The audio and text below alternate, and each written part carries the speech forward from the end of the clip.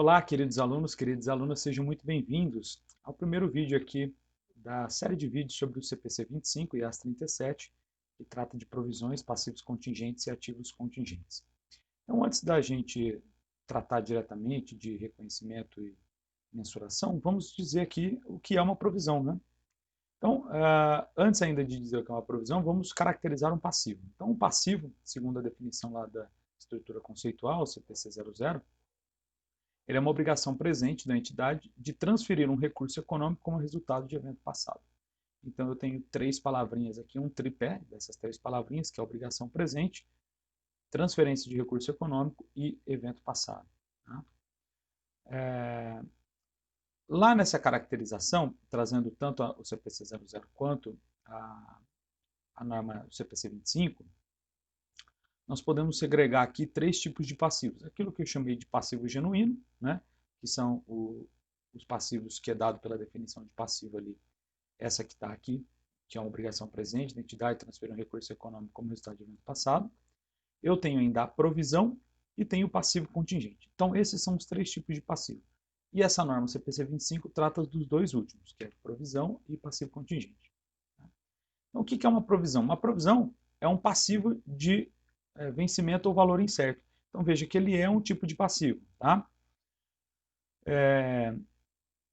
Então, ele precisa atender a definição de passivo, e aí o que ele tem de diferente do passivo que eu chamo de genuíno é o vencimento que ainda não se sabe, ou o valor que ainda não se sabe com um grau razoável de certeza. Tá?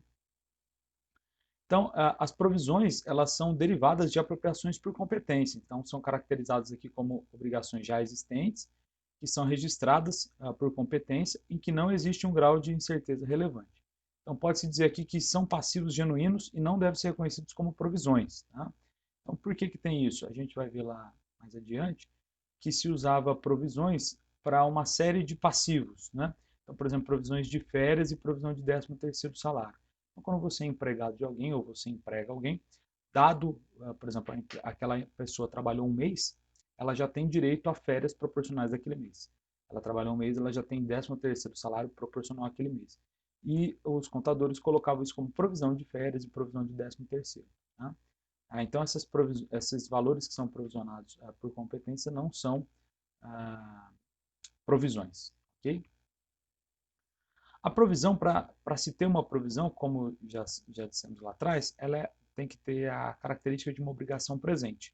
O que é uma obrigação presente? É uma evidência disponível que é mais provável que vai existir a obrigação do que não. Ou seja, é mais provável que eu tenha que pagar do que não. E essa obrigação presente, ela pode ser derivada de duas formas. A primeira é uma obrigação legal, ou seja, derivada de um contrato, legislação ou algum outro instrumento legal. Então, se eu tenho um contrato, legislação que me diz que eu tenho que pagar algo, eu tenho uma obrigação legal. A segunda maneira que a obrigação presente pode acontecer é da obrigação não formalizada. Ela é uma obrigação que acontece em virtude de alguma ação da entidade.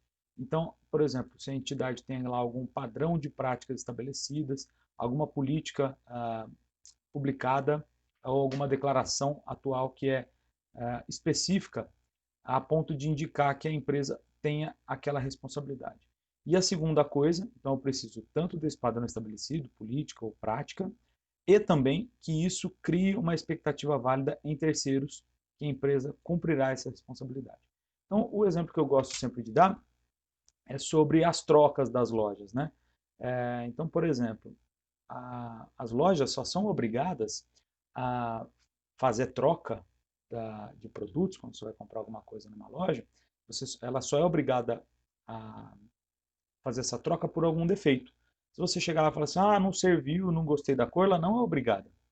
Mas, em geral, as lojas já têm essas práticas de trocar em até 30 dias. Tanto que ocorre o seguinte, quando ela não vai aceitar a troca, ela te avisa. Então, por exemplo, você vai lá numa promoção, aí a pessoa que está te vendendo fala assim, essa peça aqui é da promoção, se você levar, não aceito troca. Então, ela está te avisando por quê? Porque ela sabe que tem uma prática estabelecida e que essa expectativa está gerada em você. Então, portanto, se alguma provisão tiver que ser feita em decorrência dessa possibilidade de troca, ela deve ser feita mesmo que não se tenha uma obrigação legal de fazer a troca. Agora, a troca por defeito, por mais que ela possa te avisar, ó, não vou trocar mesmo se for por defeito, ela não pode fazer isso, ela é obrigada a cumprir a legislação que a obriga de fazer isso, tá certo? Então, por isso que nós temos essas duas maneiras de ter a obrigação presente, seja legal, seja não formalizada. Como eu disse, né, anteriormente, o termo de provisão foi amplamente utilizado tanto para se referenciar à desvalorização de ativos quanto para alguns passivos, né? Então, no Brasil, a gente se acostumou a utilizar o termo provisão tanto para perdas estimadas de ativos quanto para aumento de passivo. Em FRS, a provisão ela é utilizada só para aumento de passivo, tá? Segundo aqui a IAS 37. Então, portanto, antes a gente tinha lá a provisão para crédito de liquidação duvidosa, a PCLD, né? E aí agora passamos para PECLD. O que é o PE? O PE eu tirei a provisão e passei a chamar de perda estimada para crédito de liquidação duvidosa. A mesma coisa para provisão para férias. A gente coloca férias a pagar. A mesma coisa para provisão para 13º salário. 13º salário a pagar. Alguns exemplos aqui de... Bom, se não tem provisão para isso, me dá alguns exemplos de provisão, professor. Claro, então o que nós temos aqui? Então eu tenho provisão para garantia de produtos, mercadorias e serviços, eu tenho provisão para riscos fiscais, trabalhistas e cíveis, provisão para reestruturação, provisão para danos ambientais, provisão para contratos onerosos e obrigação por retirada de ativos de longo prazo. Então essas são as provisões aqui que em geral se tem nas empresas. Assim, ficamos por aqui nessa aula. Espero que tenham gostado. Até a próxima. Tchau, tchau.